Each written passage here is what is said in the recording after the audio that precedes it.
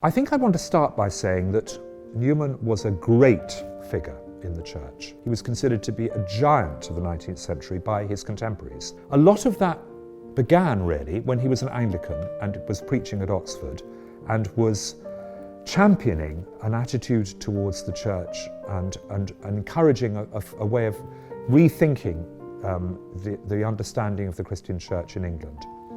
And that had a massive effect. And he became a notorious figure. And he decided that he wanted to retire from the public ministry, which he was experiencing at St. Mary's in Oxford, and to start a little religious community in Littlemore, which is on the outside of the suburbs of Oxford. And he went with a small group of people that were close to him, and they formed a little religious community there. And they lived there for a while. And it was the first time that Newman lived in community and lived one among many. And that had a big influence on his spiritual growth and development. He'd arrived at the point where he was questioning whether he should become a Catholic. And it was in his time as spent at Littlemore with this little group of religious people that he made that step into the church, into the Catholic Church. And that idea of the community was something that he must have affected him when he was looking to find out what he could do when he became a Catholic, after he converted. He hunted around. People had said, maybe you should start an oratory. It was that sense of living in community that he found most attractive about the idea of the oratory. I would say that what Newman described the genius of the oratory was that we don't, as Oratorians, take vows in the way that a married couple might take a vow. We promise in charity to live alongside each other and learn how to make room for each other, and always to have that sense of freedom in our giving of ourselves to each other in community. Newman found this immensely attractive.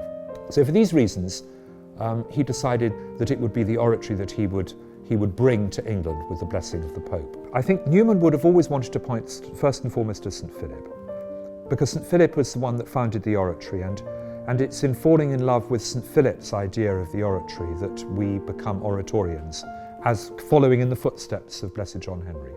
He found Philip immensely attractive because at the time in the 16th century when St. Philip was in Rome, he had won over the whole of the city of Rome by love, by warmth, by his heart.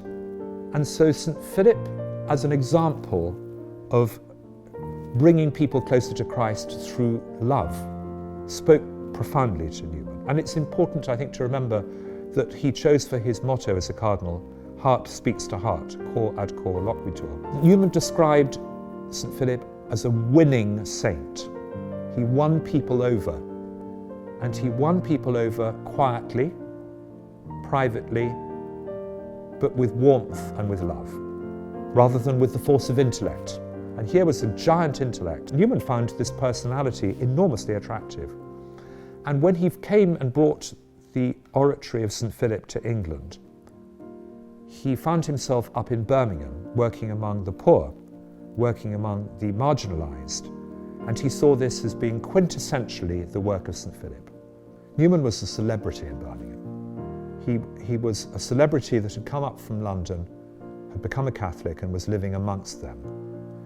And that celebrity status was made all the more extraordinary by the fact that he hid himself away for great chunks of his life, working as an ordinary priest among his community.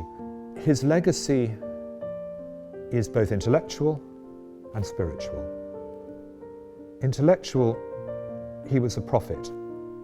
He speaks to us today, across the centuries as it is now.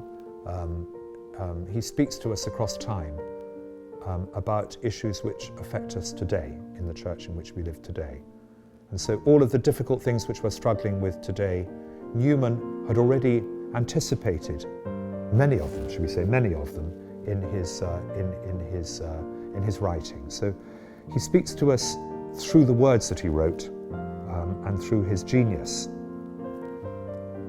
but also as an example of somebody that wants to shrink from the limelight and live a hidden life, while at the same time offering himself to the church. he's a wonderful example to all of us. And as an Oratorian, a particularly wonderful example of a son of St. Philip, for us to be able to hide away. There's a great expression that Philip used to talk about, as that he said that we should all love to be unknown. We should love to be unknown. And Newman took that to heart, as we all should as Oratorians, even though we're being filmed today. I think we can sit back and admire Newman as being a great intellect, an enormously important influence both in the development of the Church's understanding of herself in the world in which we live now, and our understanding of our faith and of the role that it plays. Newman had a lot to say, and we can sit back and admire what he spoke of. But that's not necessarily what makes him a great saint.